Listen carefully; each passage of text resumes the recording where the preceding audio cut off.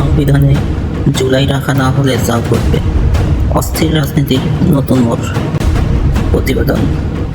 বেশ কিছুদিন যাবৎ একটা বিষয় নিয়ে সংসদে বিরোধী দল ও সরকারি দলের মধ্যে পড়ছে না, সমঝোতায় আসছে না।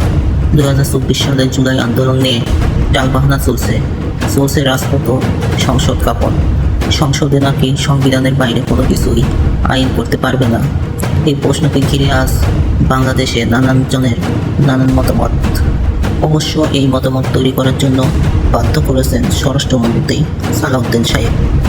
সালাউদ্দিন সাহেব জুলাই নিয়ে বলেছিলেন, সংবিধানে যেটা আছে, যে আইন আছে, সেই আইন অনুসারেই চলবে। কোনো অধ্যাদেশ চালু করতে হলে করবে রাষ্ট্রপতি। যদি নতুন আদেশ জারি করতে হয়, তা চালু করার কথা সংবিধানে নেই, তাই এখন তারা পারবেন না। তবে প্রশ্ন এখন জনমতে, সংবিধান অনুসারে যদি চলতে হয় আর জুলাই আন্দোলন সংবিধানে তুলতে হলে টালবাহানা করতে হয়, তবে তো জুলাই আন্দোলনের আগে বলে দেওয়া উচিত ছিল।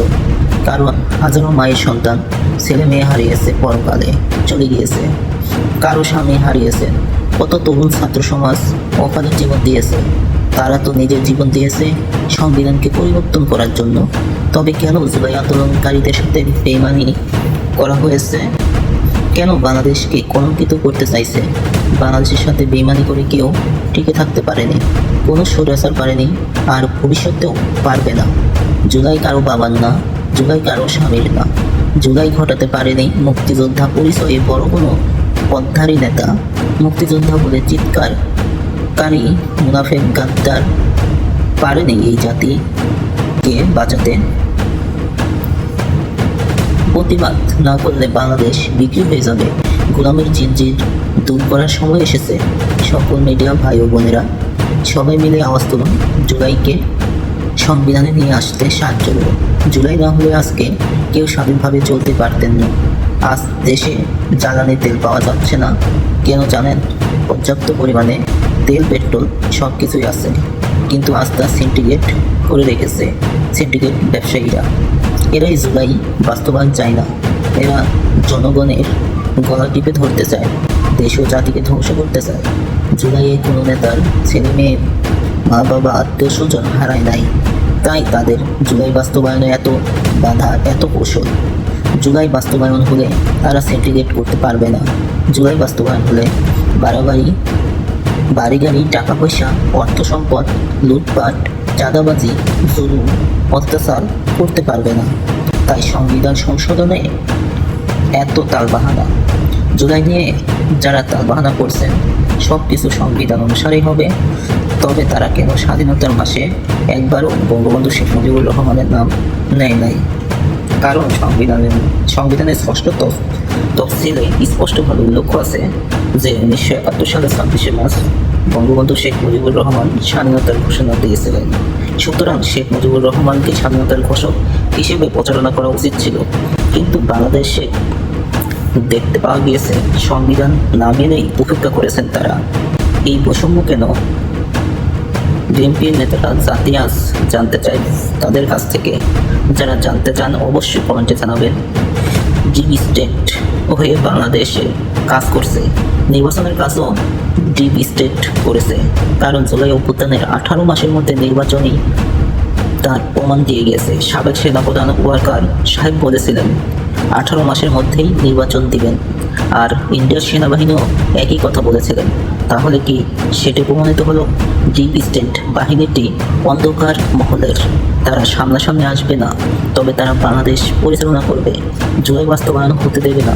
জুলাইকে বাস্তবায়ন করতে হলে আবারও সংগ্রাম চালিয়ে যেতে হবে। তবে সংগ্রাম করতে পারবে কিনা এখনও বলা যাচ্ছে না। অনেক কঠিন পরিস্থিতি পার করতে হচ্ছে বাংলাদেশকে। জনগণ ভোট দিয়ে ভুল করছে, সরকার কি পারবে জনগণের জুলাই বাস্তবায়ন করতে?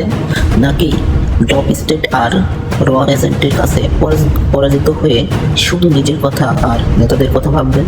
জনগণের কথা ভাবতে পারবেন কিনা তা দেখার বিষয় বাংলাদেশের। জুলাই আন্দোলন বাস্তবায়ন না হলে এই নির্বাচন অবৈধ, কারণ অস্থায়ী সরকারের কথা সংবিধানে নাই। সুতরাং অস্থায়ী সরকারও অবৈধ সংবিধান অনুসারে। আর জাতীয় নির্বাচন 2024 সালে হয়েছিল, তাই এই জাতীয় নির্বাচনটা হওয়ার কথা ছিল 2029 সালে সংবিধান অনুসারে। সংবিধান অনুসারে যদি জুলাই আন্দোলন বাস্তবায়ন করতে না পারে, তবে এই নির্বাচনে নির্বাচিত হয়েছেন যারা, তারা সকলেই অবৈধ। জুলাই ঘটেছিল বলেই বাক স্বাধীনতা হয়েছে, অস্থায়ী সরকার হয়েছে, আর জাতীয় নির্বাচনও হয়েছে। সুতরাং অতি দ্রুত সংবিধান সংশোধন করে জুলাই আন্দোলনকে গুরুত্ব দিতে হবে। শুধু সংশোধন নয়, সংস্কারও করতে হবে এই সংবিধান। জুলাই আন্দোলনের কথা সংবিধানে যুক্ত করতে হবে, আর ভুয়া মুক্তিযোদ্ধা বাতিল করতে হবে। কারণ তারা যদি 1971 সালে মুক্তিযুদ্ধ করতোই, তবে জুলাই আন্দোলনে তারা করতো। 1971 সালের স্বৈরাচার ছিল যারা, বিগত 17 বছরেও তারাই স্বৈরাচারী হয়ে উঠেছে আবারও। সুতরাং বিচারে বা সংবিধানে কোনো বৈষম্য রাখা ঠিক হবে না। বাংলাদেশের সংবিধান পরিবর্তন করা খুবই জরুরি এবং সংস্কার করাও খুবই জরুরি। বাংলাদেশের সংবিধান পরিবর্তন এবং সংস্কারে ভুলগুলো সংশোধন করতে হবে। জনগণের বায়োরিটিকে গুরুত্ব দিতে হবে। মহান এই জাতীয় সংসদকে জনগণের সংসদ করতে হবে। বর্তমানে যিনি রাষ্ট্রপতি রয়েছেন, ওনাকে অতি দ্রুত পরিবর্তন করে আইনের আওতায় এনে বিচার কার্য শুরু করতে হবে। জুলাইকারীর বাংলাদেশ 1971 সালকে ধারণ করে 2024 সালের কে প্রাধান্য দিয়ে সংবিধান সংশোধন ও সংস্কার করে জাতীয় স্বার্থে দেশকে নিরাপদে রাখতে হবে। আসুন সবাই মিলে জুলাই বাঁচাই, দেশ বাঁচাই, জাতির স্বার্থে সংসদ স্বৈরাচার মুক্ত মহান সংসদ রক্ষা করি।